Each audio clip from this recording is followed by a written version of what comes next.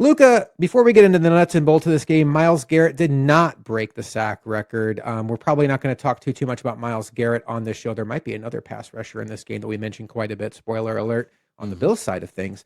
But quick thoughts on Myles Garrett, and are you at all disappointed he didn't do it against the Bills? God, no. I'm not disappointed. You never want to be part of someone else's highlight film and Hall of Fame film, or you don't want to be that big poster picture in the Hall of Fame where they're showing off Myles Garrett's record-breaking sack. I thought it was even funny that after about an hour and a half of time passing on what was a weak sack in the first place, the NFL turned around and was like, you know what?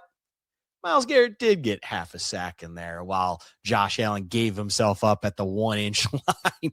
Like, I don't need the NFL to chime in here and give a half sack on that. If anything, I find it very interesting that on tape and how it was originally awarded. I do want to point this out. It was originally awarded to Myles Graham and Mason Graham. Sorry. Yeah. And then they took it away from Mason Graham and actually did a half sack for Wright and a half sack for Garrett.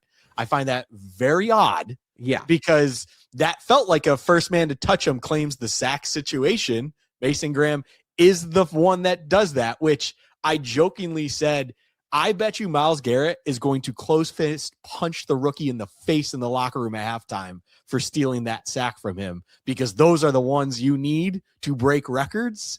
And I thought that was honestly very, very funny.